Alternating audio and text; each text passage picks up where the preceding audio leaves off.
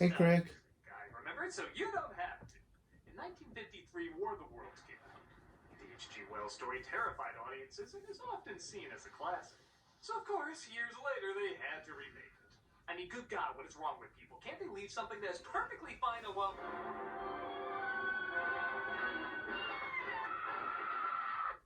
Maybe a remake's not that bad.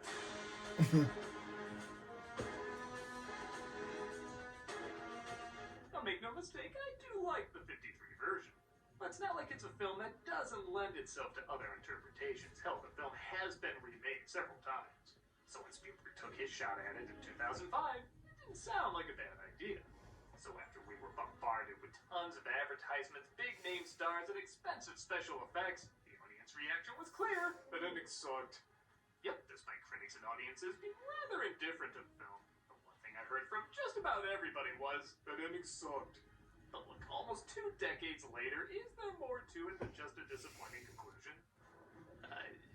Not a ton more, but enough to fill about a 20-day review. For all its problems, you can tell a lot of time and effort went into it, so I think it deserves a little bit more credit than, well, you know. So let's take a closer look. This is the existing War of the Worlds. The film opens with a narration by, it's the early 2000s. Literally, your first guess will be right. Men went to and fro about the globe, confident of our empire over this world. Now, if you'll excuse me, I have to hand over my godly duties punishing the Of world. course, it's Morgan Freeman. I need you back in 4 instead of 12. I got half a career coming. We're introduced to Ray, played by Tom Cruise, a crane operator in Jersey City who, I guess, is supposed to be an average guy, and I think we can all agree on this, Tom Cruise is not an average guy. For better or worse, you hire this dude to be someone that's not normal. He's intense and stands out. So spies, lawyers, adrenaline junkies, that makes sense for him to play. Hell, my favorite role of his is Rain Man, and even then, he's basically a kidnapper. So while I can't say at all this is a bad performance, like he's not laughably distracting, it does feel a touch phony because I don't think he knows how to just act normal. Every line in the opening scene feels like it's supposed to be followed by an you know what I mean, where they specifically create a moment where you're supposed to go, You know what your problem is? I can think of a couple of women be happy to tell you. There he is. Get a hug, using handshake, kicking the teeth. I guess he is trying to do the tough Jersey guy a little bit, and I guess that's alright. I just feel like there's actors that could play both the everyman and an interesting hero a lot better.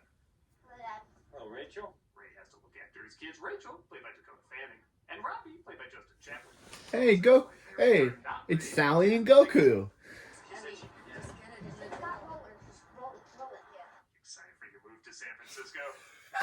Ray and Mary, played by Miranda Otto, for the little time that they have, are convincing as a I still don't believe that Justin Chaplin played the Goku. I still can't. Which is refreshing from other movie divorce couples who were constructed entirely on a sitcom. Even Justin Chaplin apologized for that movie. Tell your mom that Ray sends us love and kisses. We're also in Steven's phase of shooting everything like you just opened your eyes in the morning and the sun is bleeding through your eyelids. Robbie's got a paper due Monday, which he's yet to begin. Oh, Ma, I don't want a Spielberg movie today. This clip doesn't feel awkward now. The Ukraine, a country of some 52 million people, is in almost total blackness tonight. Clearly aliens. Ray doesn't connect well with the kids, though, particularly Robbie. Just do your report. Let's end your school so you can flunk out. You don't pay for it, Tim does. Yeah, I'll get Tim to pay for that. To be fair, Robbie is kind of a dick in this, and Rachel is once again giving that weird Fred Savage adult speak that everyone gave Dakota Fanning at the time. Not how you're going to get through to him. If you want him to listen to you, What are you? Your mother or mine? Well, that's obviously diving into your Freudian background. Tell me more about your relationship with... I swear. It's gonna get infected. No, it won't. When it's ready, my body will just push it out. Metaphor for a later scene. Metaphor for a later scene. So the guy who wrote I Hunch, isn't it? And Way of Water. When he discovers Robbie took the car, he goes looking for him, but he finds something else. Here we are, Pismo Beach and all the clowns we can... Oh no, it's the Underminer. Someone like Jurassic The Park. Underminer. About the hour mark. This movie brings in the big threat at about 20 minutes. Which is fine, but I really had time to get to like these people in Jurassic Park, so I'm really afraid for them. I know these people, I guess, but I don't really like them. I guess I don't dislike them either, but I don't think that's enough. It does admittedly feel a little early to go this route. With that said, when the alien ships do show up, they're pretty damn intimidating. The original design of the H.G. Wells honestly aren't the scariest, but they do a good job with how massive and menacing they look and move. When these things just start zapping people into dust, it's surprisingly disturbing. Like how many times have we seen aliens zap people with ray guns? We're beyond desensitized. But they wanted to make this Saving Private Martian. It is impressively intense. Go figure, the guy who invented the blockbuster with Jaws knows how to do grand-scale panic and chaos. Don't run. We are your friends. Hey, honey, let me just shower the neighbors off of me. Leaving his house in 60 seconds. Whose car is this? Whose car is this? It's a Jersey mine. You were absolutely right. I had to change the song. I kind of love how this guy doesn't notice all the death and destruction around him and is like, come on, I got a car to fix. Did he really miss all this going on just to walk away? Listen, busted my chops here. I got a shop door. You know, Ready, people's listen. called, get out of the truck. I'm not kidding you. What the hell are aliens gonna do that Jersey hasn't done to me already? What the hell is going on? You saw we're under attack! Who is attacking? For all the flashy CG effects in this movie, my favorite is probably just this long shot. I never really thought about it, but this must have been a pain in the ass to shoot and used a ton of effects because there's no other way you could get a shot like this. You can tell a little bit with some of the keying, but I think most people watching wouldn't even think of it. It's impressive without necessarily showing off. Well, her problem now. She's just not here, okay? Mary and Tim are apparently on their way to Boston to visit her mother, so they make do. I'm Blackjack. allergic to peanut butter. I'm not hungry. I'm not hungry either.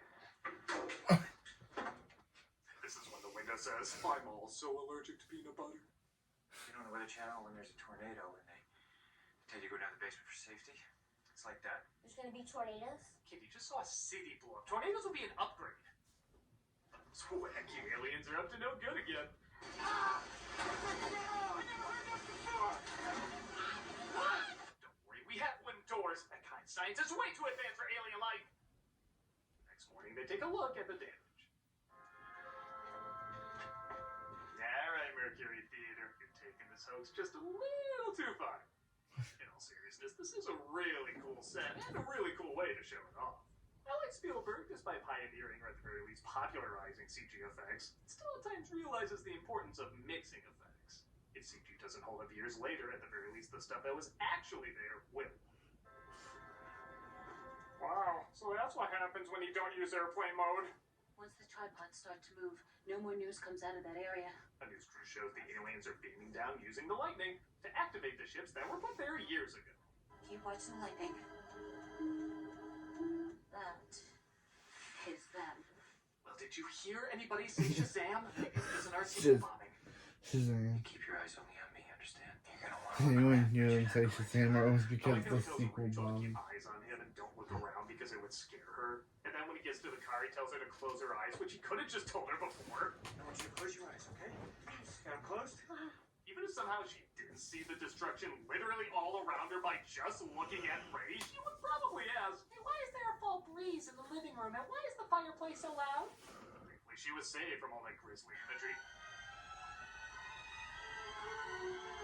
Yeah, see? Maybe violent movies and video games would have prepared her for stuff like this. Robbie sees the army going by and begs to join them. Let me on! Let me on! Give me a hand! You have room! He's just excitable because he thinks they're taking out the producers of this instead of aliens. There, you never gave a shit before! You never gave a shit! This is Robbie's character now. He wants to join the army. Just stick it to his dad, and it's really annoying. None of it feels believable, and I especially love this weird edit where Rachel just randomly inserts herself into the argument. Only have to care about yourself, which is exactly the way you like it. But they don't get to a reaction during any of that. Like, while they're arguing or anything, they're just shouting at one another, and suddenly the movie's like, and she's upset too! Somebody please think of the children! Look at that pose. Could you get any more cartoonish? I hate my dad. Can you believe he won't send me to military school? Can you believe that was such a crap movie called Dragon Ball Evolution? But had some sort of Instead, he treats it like all my friends are Independence Day. Maybe he's just sad. Maybe he's just angry that he didn't resurrect Gohan. Like that was his grandfather. He just used his one wish to resurrect Roshi, but not his own grandfather. Maybe he's angry about that.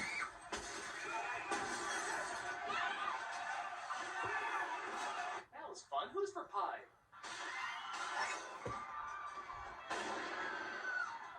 It's okay. I hear the speed holes make the car go faster. Alright, time boy. Our heroes have to make their way on foot towards a ferry that hopefully will take them someplace safe. I do like how straight up commonly they treat an image that would usually cause a lot of distress. Well, that's gonna have an interesting final stop. Anyway, I spy with my little eyes something beginning with ah! Aliens? Ah! A lot of aliens? They have Hans Zimmer's car horn! Again, the panic is pretty well done. Make you wonder what you would do if you were in a similar situation. I myself would convert. The ferry is tipped over, but Ray and the family get away just in time for Robbie to once again say, I want to play Army, Dad! Like, if you want to fight, I know it seems like you have, but you don't.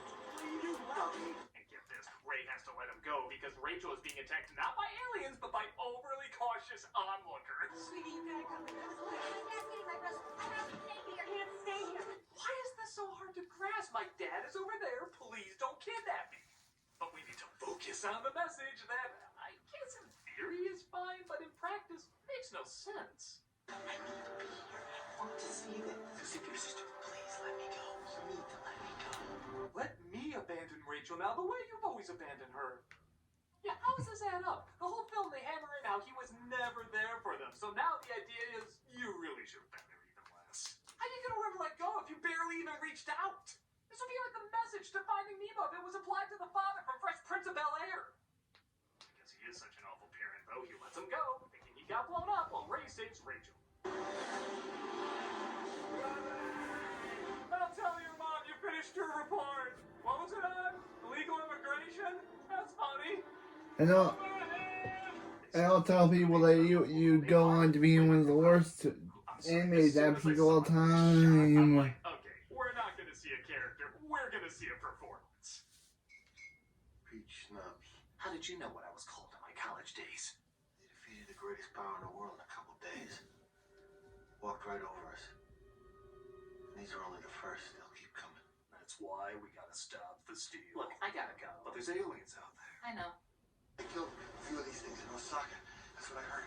You telling me the Japanese can figure it out, but we can't? That other guy toting rifle cliches that are, okay, probably authentic, but make for really boring movie folk.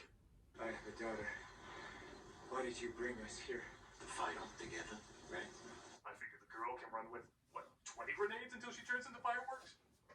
The aliens sent down a dentist lamp to do the world's slowest and, frankly, very ineffective search of the house. Look down, you dumbass! We finally get a good look at our aliens to reveal. They look like every boring alien you've seen in everything else. Okay, I know I made fun of the ones from the 53 version, but I do remember them. They look like an anal gland swallowed a game assignment. It's silly, but it's unique. There's something I can say about them. What the hell can I say about these guys? Hey, remember the aliens from Independence Day? Mix that in a bowl with the vomit CG of Crystal Skull, and you got this ugly piss. Harlan and Ray fight over whether or not to fight, and the aliens leave to use the humans as Kool-Aid fertilizer. It's not well explained. Prayers. Fertilizer. Pass out all that goddamn red wheat. Bone meal is people! How do you repay a man for letting you hide out in his house? So close your eyes. Hush your mind. It's weird to think the movie that Lullaby is from technically has creepier imagery. Because Harlan goes more and more crazy where he kills him off, which I'm sorry, have you seen the height of these two? This battle will go like this. But it doesn't matter because the aliens search the house again and find them. What were you looking for, the kernels at the bottom of the popcorn bowl? The two of them are caught and imprisoned with other people to be gets some grenades from an army truck, though, and manages to blow up the inside, freeing them all. Alright, it's time for the final showdown between Tom Cruise and the aliens. That was the final showdown between Tom Cruise and the aliens. Yep, that was it. Literally 2 minutes.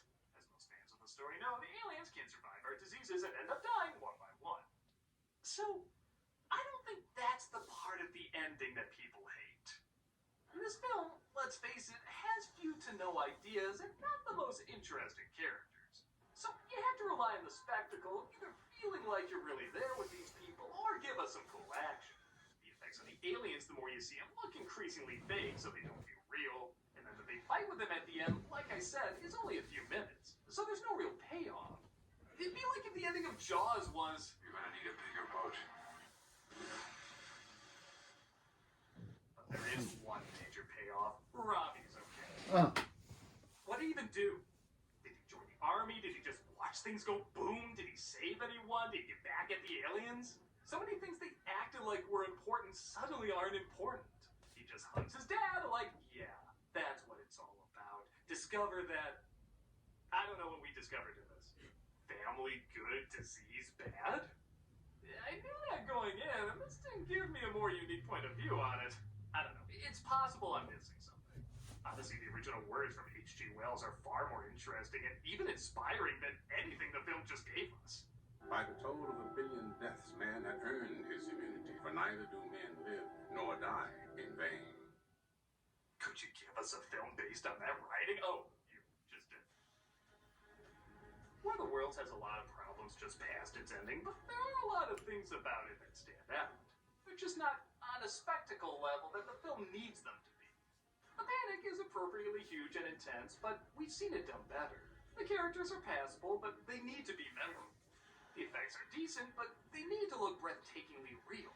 And while there's one or two ideas, there need to be a lot more. Nobody gives the impression they're half-assing anything. Everyone looks like they're giving it their all. There's just nothing new or groundbreaking, despite them breaking the ground to try and bring us something new. There's pockets of it that are quite impressive, but as a completed film about the resilience of humanity, there's ironically not a ton of humanity in it. I'm a nostalgia critic, guy. Remember, so you don't have